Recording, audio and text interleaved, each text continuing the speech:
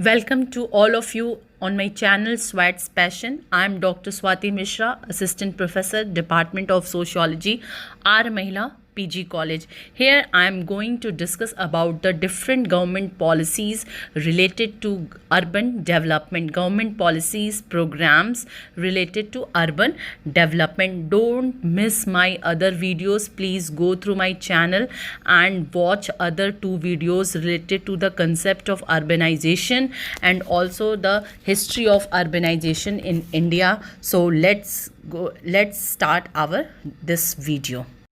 The first policy or the programs related to urban development is Atal Mission for Rejuvenation and Urban Transformation, अमृत. इसे short में अमृत योजना कहते हैं. Atal mission for rejuvenation and urban transformation. The Government of India has launched the Atal Mission for Rejuvenation and Urban Transformation with the aim of providing basic civic amenities like water supply, sewage, urban transport, parks as to improve the quality of life for especially the poor and the disadvantaged. Bharat सरकार ने इस अमृत योजना को launch किया इस उद्देश्य से, इस एम के साथ लॉन्च किया कि शहरों में वाटर सप्लाई की सुविधाओं को अच्छा बनाया जा सके. सीवेज सिस्टम आज भी आप देखिए तो अच्छे अच्छे कॉलोनीज़ में सीवेज की प्रॉब्लम रहती है. तो सीवेज प्रॉब्लम्स को दूर करने के लिए, अर्बन ट्रांसपोर्टेशन को इम्प्रूव करने के लिए, क्योंकि आज जो जैसा प्रेशर हमारे शहरों में बढ़ते जा रहा है, दबाव बढ़ते जा रहा है, तो ट्रांसपोर्टेशन हमारे लिए बहुत ज़रूरी है एक जगह से दूसरी जगह जाने के लिए. साथ में इन्वायरमेंट के कंसर्न को देखते हुए पार्क्स की प्लानिंग की जा रही है. तो ये सब इस तरह के गवर्नमेंट ऑफ इंडिया की ये योजनाएं हैं अमृत योजना के तहत. The purpose of Amrit Mission is to ensure that every household has access to a tap with assured supply of water and sewerage connection. Amrut mission का सबसे पहला लक्ष्य यही है कि हर घर में टैप की सुविधा देना, और सिर्फ वैसा टैप नहीं कि जिसमें पानी ना आए, ऐसे टैप की सुविधा देना जिसमें कि वाटर का कंटिन्यूस सप्लाई हो सके, और साथ में सीवेज कनेक्शन को इम्प्रूव करना. The second mission is to increase the amenity value of cities by developing greenery and well maintained open spaces, example parks.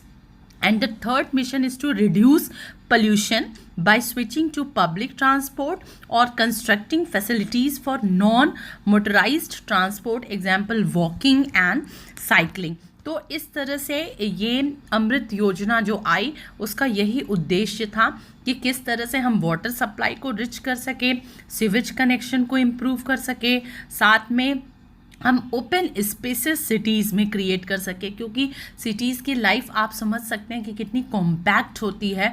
तो हम open spaces, public open spaces create कर सके, लाइक फॉर एग्जांपल पार्क, ताकि लोग उसमें अपना समय बिता सके, और साथ में पोल्यूशन को रिड्यूस करना एक बहुत बड़ा लक्ष्य था इस अमृत योजना का.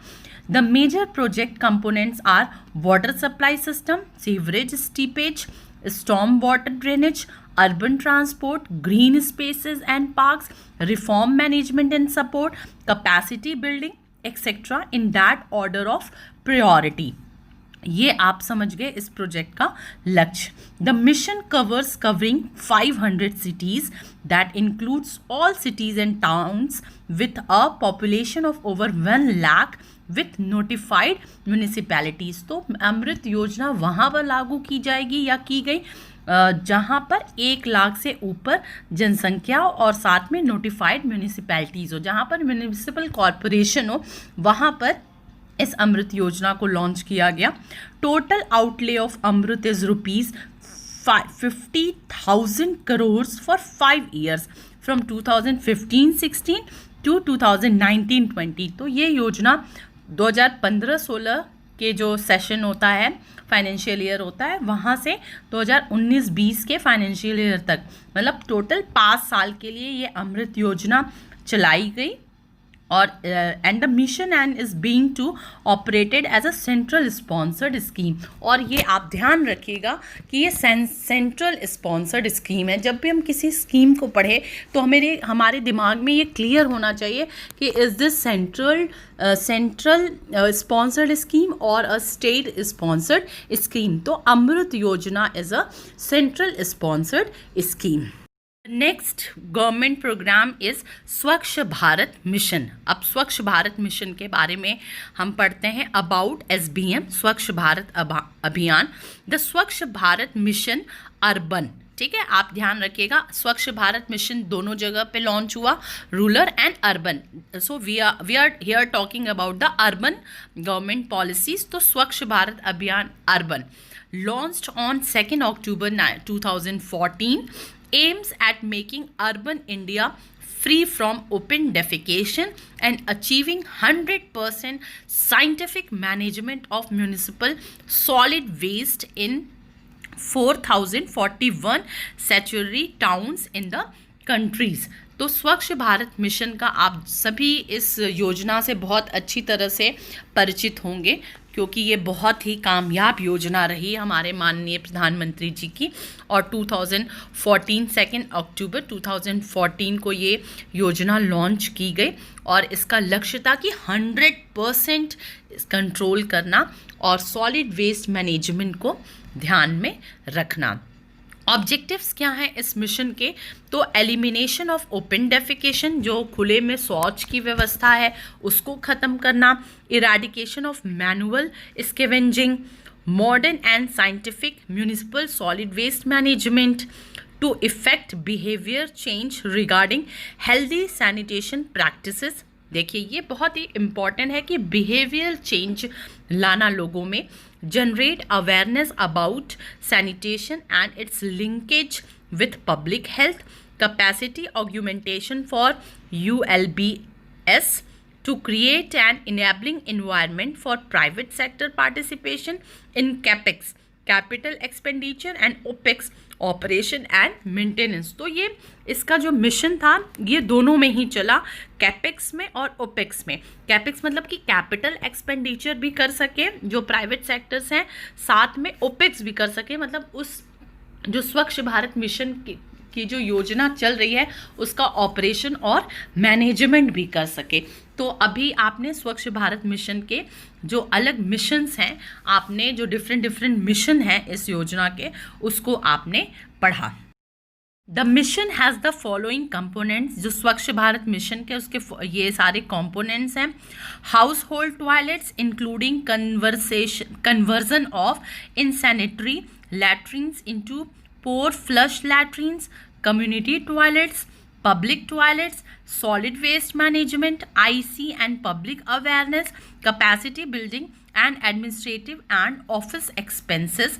ये सारे इसके कंपोनेंट्स हैं। इन सारी चीज़ों को लेकर के साथ में चलना था, क्योंकि ओपन डेफिकेशन की बात हो रही है तो हम फिर जो पोर फ्लश लैट्रिन्स हैं उनको उनके इस्टेब्लिशमेंट की बात हुई, कम्युनिटी टॉयलेट्स की बात हुई, पब्लिक टॉयलेट्स की बात हुई, सॉलिड वेस्ट मैनेजमेंट की बात हुई, बाकी सारी चीज़ों को आपने देखा। The target set for the mission which have to be achieved by 2 October 2019 include, चूँकि ये 2 अक्टूबर 2014 को शुरू हुई और इसको 2 अक्टूबर 2019 तक चलना था। तो इसमें हम लोगों ने गवर्नमेंट ने टारगेट क्या क्या फिक्स किए थे, तो आप देखिए कि क्या क्या टारगेट फिक्स हुआ था।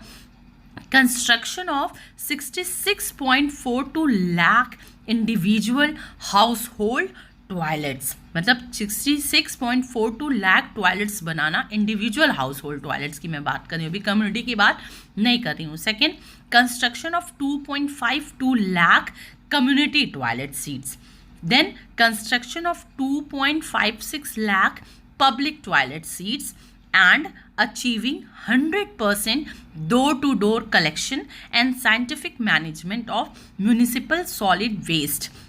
घर घर से जो कूड़ा उठने शुरू हुआ वो इसी स्वच्छ भारत मिशन के तहत शुरू हुआ था। तो ये सब इसके टारगेट थे। to ensure a continuous engagement and higher awareness among the citizens, a participatory approach for the implementation of the Swachh Bharat mission is being planned in form of theme-based cleanliness drives on regular intervals which are specific to a sector. फिर इसमें participatory approach की बात हुई थी। Participatory approach में आप जान रहे हैं कि इसमें सारे एनजीओज को, सारे स्कूल, कॉलेजेस, जितने भी सेक्टर्स हैं, सबका इन्वॉल्वमेंट की बात हुई क्योंकि बिना किसी के ये अधूरा रहेगा mission. Our next programme is smart city mission. Smart city mission के बारे में अब हम पढ़ते हैं, जो कि हम तीसरी योजना को देख रहे हैं। Launched on June 25, 2015, the Smart City Mission is a flagship scheme under the Ministry of Housing and Urban Affairs। याद रखिएगा कि 25 जून 2015 को ये स्कीम लॉन्च्ड हुआ और ministry of housing and urban affairs, ये मिनिस्ट्री इसको देख रही है। This ambitious programme by the Indian government aims to building 100 smart cities across India with focus on planned urbanization and sustainable development as a support system for the neighboring cities।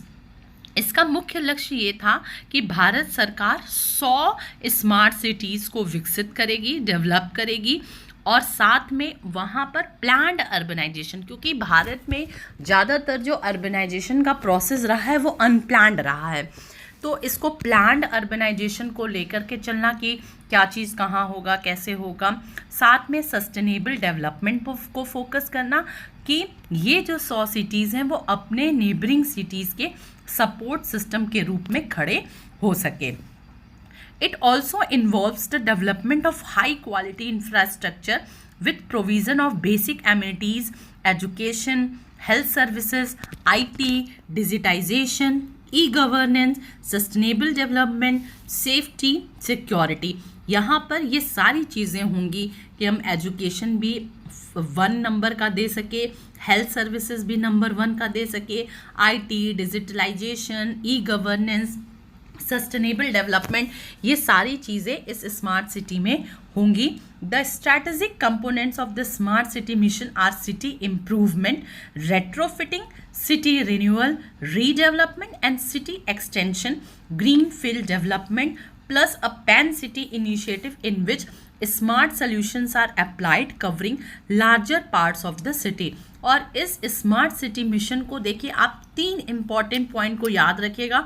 City improvement की बात की गई कि city को किस तरह से हम इम्प्रूव करेंगे, जिसको रेट्रोफिटिंग कहा गया। सिटी रिन्यूअल की बात हुई कि किस तरह से हम रीडेवलपमेंट करेंगे, और सिटी एक्सटेंशन की बात की गई ताकि सिटी का हम एक्सटेंशन करें क्योंकि पॉपुलेशन का दबाव बहुत ज़्यादा है। तो ग्रीन फील्ड डेवलपमेंट याद रखिएगा। इस स्मार्ट सिटी के जो मिशन है उसके 3 कंपोनेंट हैं, retrofitting, city renewal and city extension. अब इसका सिलेक्शन प्रोसेस क्या था? तो the selection process of smart cities based on the idea of competitive and cooperative federalism and follows a challenges process to select cities in 2 stages. तो ये यहाँ पर competitive तरीके से हम लोगों ने सिलेक्शन, मतलब गवर्नमेंट ने सिलेक्शन करना शुरू किया। जैसे कि इन जनवरी 2015 का ये मिशन है, स्मार्ट सिटी जो प्रोग्राम है वो 2015 का है। 2016 जनवरी में based on all India competition 20 smart cities were selected in round 1। तो ऑल इंडिया कॉम्पिटिशन के बेसिस पे 20 शहरों का सिलेक्शन किया गया। आप ये लिस्ट में देख सकते हैं ये 20 शहर कौन कौन से हैं।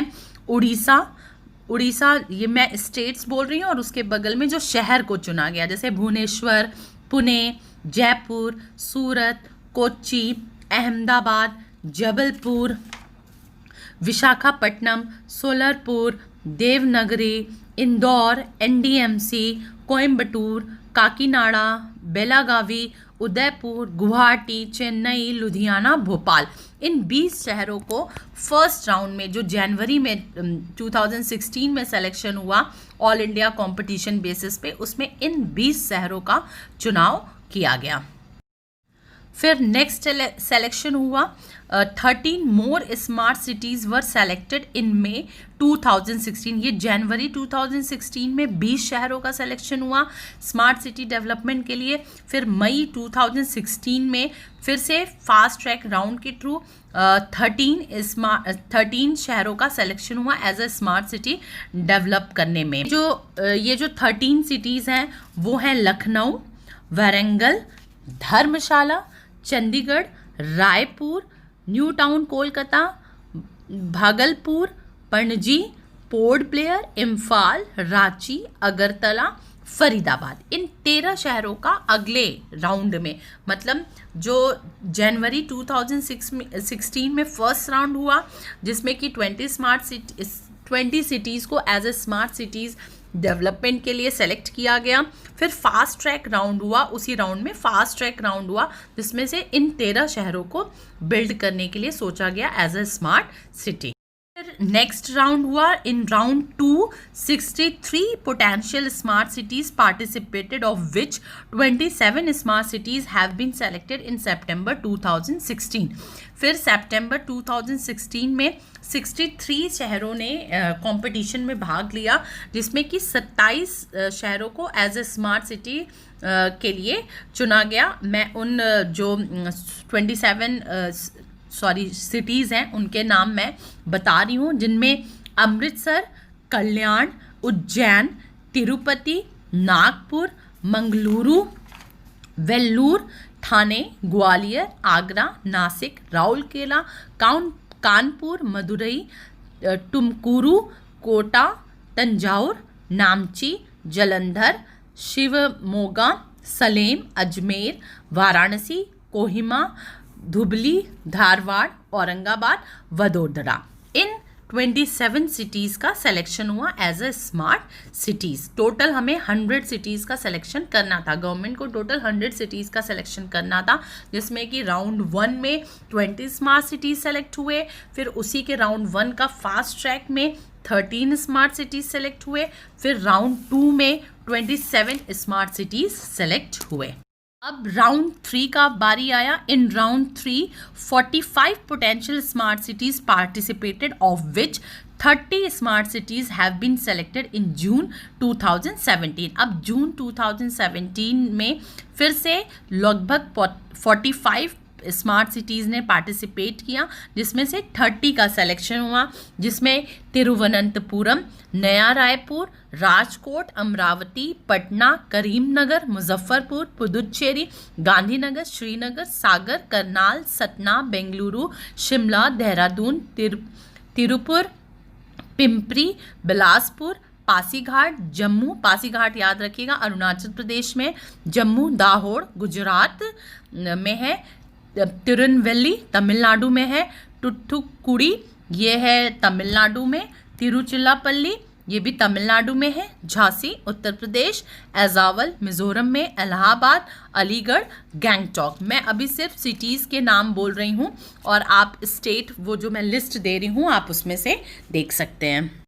अब राउंड 4 की बारी आती है। In round 4 15 potential smart cities participated of which 9 smart cities have been selected in January 2018। अब 15 पोटेंशियल स्मार्ट सिटी ने पार्टिसिपेट किया, जिसमें कि 9 स्मार्ट सिटी को जनवरी 2019 में सेलेक्ट किया गया था। वो 9 जो हैं वो हैं सिलवासा जो कि दादर एंड नागर हवेली में है, एरोद जो कि तमिलनाडु में है, दीव जो कि दमन एंड दीव में है, बिहार शरीफ आप जानते हैं बिहार, बरेली उत्तर प्रदेश में है, ईटानगर अरुणाचल प्रदेश में, मुरादाबाद, सहारनपुर एंड कवरत्ती जो कि लक्षद्वीप का कैपिटल है। तो ये 9 और शहरों का राउंड 4 में सिलेक्शन हुआ। तो इस तरह से हमने राउंड 1, फिर राउंड 1 का फास्ट ट्रैक राउंड, फिर राउंड 2, राउंड 3, राउंड 4, इस तरह से करते करते जो 100 शहरों का सिलेक्शन हुआ वो मैंने आपने वीडियो में दिया है। आपको एग्ज़ाम में अगर सिर्फ पॉलिसीज़ आती है तो इतना लिखने की ज़रूरत नहीं, इतना डिटेल नहीं जाने की ज़रूरत है, पर this is the most important government programmes related to urban development. तो हमें इसको जानना ज़रूरी है कि कौन कौन से शहर, एक एक ओवरलुक के तहत, एक सिर्फ सरसरी निगाह से देखने के लिए हमें ये जानना बहुत ज़रूरी है। अब जो फोर्थ गवर्नमेंट प्रोग्राम्स हम देखेंगे, हृदय। अब हम हृदय योजना के बारे में पढ़ेंगे। Heritage city development and augmentation योजना, हृदय। The National Heritage City Development and Augmentation Yojana, Hriday, a central sector scheme of the Government of India, was launched on 21st January 2015. ये भी 2015 की ही योजना है, 21 जनवरी की, और ये भी प्योरली सेंट्रल सेक्टर स्कीम है with the aim of bringing together urban planning, economic growth and heritage conservation in an inclusive manner and with the objective of preserving the heritage character of the city. ये आप ध्यान रखिएगा कि urban development में heritage character को किस तरह से संभाल के रखा जाए। चूँकि मैं खुद वाराणसी से बिलोंग करती हूँ, तो वाराणसी का अपना एक बहुत इम्पॉर्टेंस है। कहा जाता है कि बनारस जो है वो सभ्यताओं के पहले और इतिहास के पहले का शहर है, beyond the history, beyond the civilisation.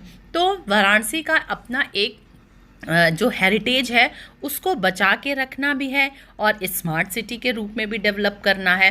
तो हृदय योजना आई ताकि एक तरफ से जो स्मार्ट सिटी का प्रोजेक्ट लॉन्च हो रहा है, उस पे जो डेवलपमेंट के काम हो रहे हैं, उससे उस शहर की ऐतिहासिकता जो है वो ख़त्म ना हो, वो विरासत के रूप में बचा रहे, इसलिए हेरिटेज योजना आया।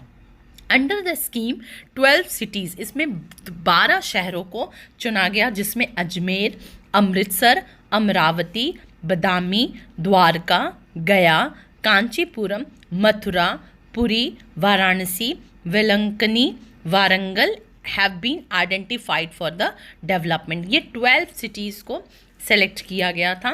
The mission period of Hriday scheme ended on 31 March 2019, जो कि 31 मार्च 2019 में ये ख़त्म हो गई है योजना। The scheme has supported development of core heritage linked civic infrastructure projects which include revitalization of urban structure for areas around heritage, religious, cultural and tourism assets for the cities. तो city का ये सारा पक्ष मजबूत बना रहे, उसके लिए हेरिटेज जो योजना है वो लॉन्च की गई। These initiative includes development of water supply, sanitation, drainage, waste management, approach roads, footpaths, street light, tourist convenience, electricity wiring, landscaping and such citizen services। तो ये सारी चीज़ इस हृदय योजना में थी। इस हृदय योजना का जब अगर हम ड्यूरेशन और फंडिंग देखेंगे, तो HRIDAY is central government scheme where 100% funding will be provided by government of India. Duration of this scheme for the period December 2014 and to March 2019। The total outlay of the scheme was INR, मतलब Indian rupees 500 crore total इसकी ये funding थी, और ये दिसंबर 2014 से मार्च 2019 के बीच में ये योजना चली, और it is purely a central government scheme. Next जो गवर्नमेंट पॉलिसी है वो है urban transport.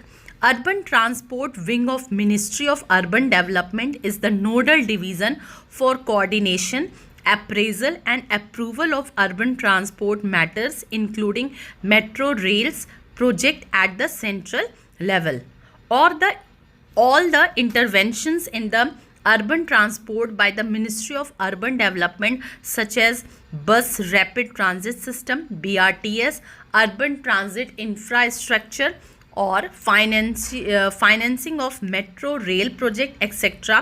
are carried out as per the provisions of National Urban Transport Policy 2006। तो आपने ये देखा, the IIT division also deals in proposal that encourages innovative financing mechanism in transport sector, capacity building at institutional and individual levels under the sustainable urban transport projects, financing of various traffic transportation studies and surveys under the scheme for urban transport planning to encourage cities to better plan and manage their urban transport system, etc.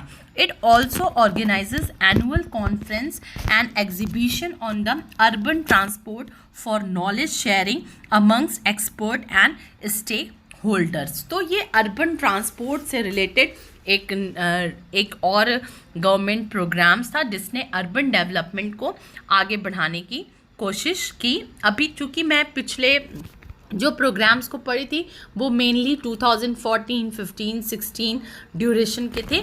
ये थोड़ा पहले का जो है वो programme है.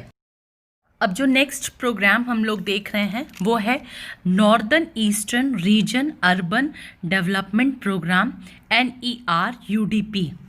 The Northeastern Region Development Program NERUDP has been taken up by the Ministry of Urban Development with the financial assistance for Asian Development Bank.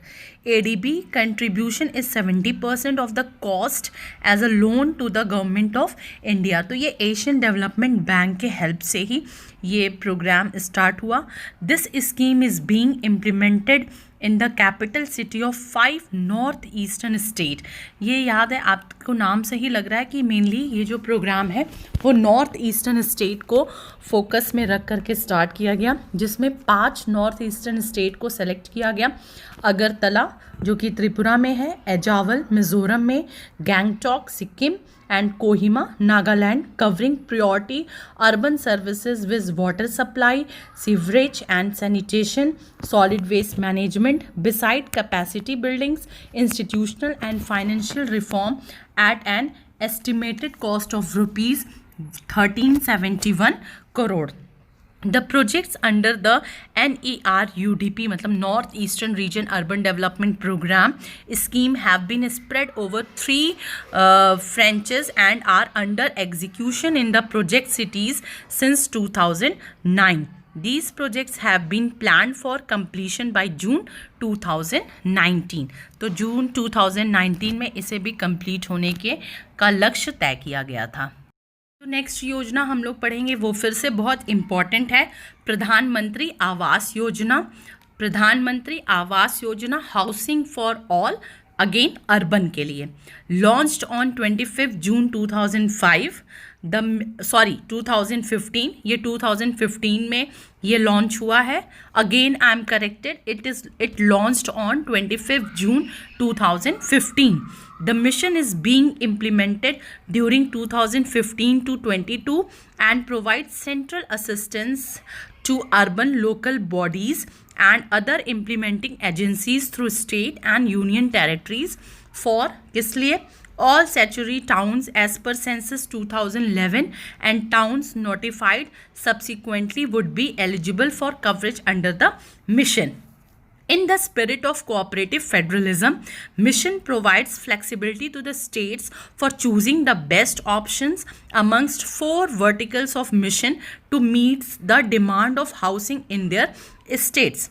As per PMAY, Pradhan Mantri Awas Yojana Urban Guidelines, the size of the house for economically weaker section could be up to 30 square meter carpet area. However, states, union territories have the flexibility to enhance the size of the house in consultations and approval of the ministry. आप ध्यान रखिएगा कि इसमें 30 square metre carpet area के जो house हैं उनको इस प्रधानमंत्री आवास योजना के तहत सपोर्ट मिलेगा. और इसमें मेनली ये है कि जो कच्चे मकान हैं या जो मकानों का ढलैया नहीं हुआ है, सीलिंग नहीं है, वो टिन के शेड डाल करके रहते हैं, उनको ये असिस्टेंस प्रोवाइड करते हैं. साथ में जिनकी अपनी छोटी सी ज़मीन है पर मकान बनाने के लिए पैसा नहीं है, उनको भी ये स्कीम हेल्प करती है. The scheme will progress in the following 3 phases. 3 phases में ये स्कीम आगे काम किया. Phase 1 to cover 100 cities in select states and union territories between the April 2015 and March 2017. तो अप्रैल 2015 से मार्च 2017 के बीच में 100 शहरों का सिलेक्शन हुआ, मतलब स्टेट से भी और यूनियन टेरिटरी से. फेज़ 2 जो चला वो अप्रैल 17 से मार्च 2019 चला और इसमें 200 एडिशनल सिटीज़ को सेलेक्ट किया गया। और फेज़ 3 जो है वो अप्रैल 2019 से मार्च 2020 तक चला और इसमें जो रिमेनिंग सिटीज़ हैं उनको कवर करने का प्रयास किया गया। हम नेक्स्ट योजना की तरफ बढ़ते हैं। Deendayal Antyodaya Yojana, national urban livelihoods mission NULM। National urban livelihood missions were launched by the ministry of housing and urban poverty alleviation government of India in 24 September 2013 by replacing the existing स्वर्ण जयंती शहरी रोजगार योजना। जो पहले से स्वर्ण जयंती शहरी रोजगार योजना चली आ रही थी उसको रिप्लेस करके ये Deendayal Antyodaya Yojana national urban livelihood mission को स्टार्ट किया गया 24 September 2013 में। द NULM विल फोकसेस ऑन, किस चीज़ पे ये फोकस करता है? Organising urban poor in their strong grassroot level institution, creating opportunities for skill development leading to market based employment and helping them to set up self-employment venture by ensuring easy access to the credit. The mission is aimed at providing shelter equipped with essential services to the urban homeless in a phased manner. In addition, the mission would also address livelihood concern of the urban street vendors. So it is also for the urban street vendors. और आप समझ सकते हैं कि ये जो वो है वो शेल्टर और जो हाउसिंग से रिलेटेड ये योजना है। नेक्स्ट प्रोग्राम इस राजीव आवास योजना, रे जिसको कहते हैं। इसका मिशन क्या है? Encourage states union territories to tackle slums in a definite manner by focusing on bringing all existing slum notified including recognized and identified within the formal system and enabling them to avail the basic amenities that is available for the rest of the city. RAY is a new scheme announced by the President earlier in 2009, focuses on slum dwellers and urban poor. RAY scheme ran between 2009 and 2014. 2009 से 2014 के बीच में ये Rajiv Awas Yojana run की। Aim at promoting a slum-free India in 5 years and would focus on according property rights to some slum dwellers. It would provide basic amenities such as water supply, sewerage, drainage, internal and approach roads, street lighting and social infrastructure facilities in slum. तो ये slum पे focus था और slum को ये basic जो amenities है उसको प्रोवाइड कराने की बात इस राजीव आवास योजना में कही गई। जो मैं लास्ट योजना के बारे में बात करूंगी वो है Jawaharlal Nehru national urban renewal mission, JNNURM जिसको कहा जाता है, JNNURM, was launched in 2005. The program has 2 components. इस प्रोग्राम के 2 कंपोनेंट थे, BSUP basic services for urban poor and IHSDP integrated housing and slum development programs. Civic amenities were improved under the program including urban transportation. ये mainly urban transportation पे focus था. The program aimed at integrated development of slum through projects for providing shelter, basic services and other related civic amenities. साथ में जो slum area है वहाँ पर जो छोटे छोटे सिविक एमिनिटीज़ हैं उनको प्रोवाइड करना, बेसिक सर्विसेज को प्रोवाइड करना, उनको शेल्टर देना, उनको हाउसिंग देना, ये मेन लक्ष्य था। तो आज हम लोगों ने इन प्रोग्राम्स को पढ़ा जो कि अर्बन डेवलपमेंट पे ज़्यादातर मैंने फोकस किया है। जो नए प्रोग्राम्स हैं उनको आप सभी को बताने के लिए। उम्मीद है आपको ये वीडियो ज़रूर पसंद आया होगा और आप इस वीडियो को अच्छे से पढ़िए, समझिए। कुछ और प्रोग्राम पॉलिसीज़ मुझे इम्पॉर्टेंट मिलेगी तो मैं अगला वीडियो ज़रूर बनाऊंगी। तब तक आप सभी घर में रहिए, सुरक्षित रहिए, खुश रहिए, खूब पढ़िए, खूब अपने जो अध्ययन है उसको बढ़ाइए, कोशिश करिए कि आप कितना अच्छा पढ़ सकते हैं। और मैं जो आपको नोट्स देती हूँ वो कोशिश रहती है कि आपके हायर एजुकेशन में, या आप आईएएस के मेंस लिखने जा रहे हैं, या आप नेट के पेपर को देने जा रहे हैं, तो उसमें ये सारी चीज़ें काम आ सके। बीए एमए के पेपर्स देना है या कहीं का भी आपको इस तरह के पेपर्स देना है, तो मैं सभी को फोकस में ले करके चलती हूँ। तब तक आप सभी को खूब सारा प्यार, खूब सारा आशीर्वाद। बाय बाय, ध्यान रखिएगा।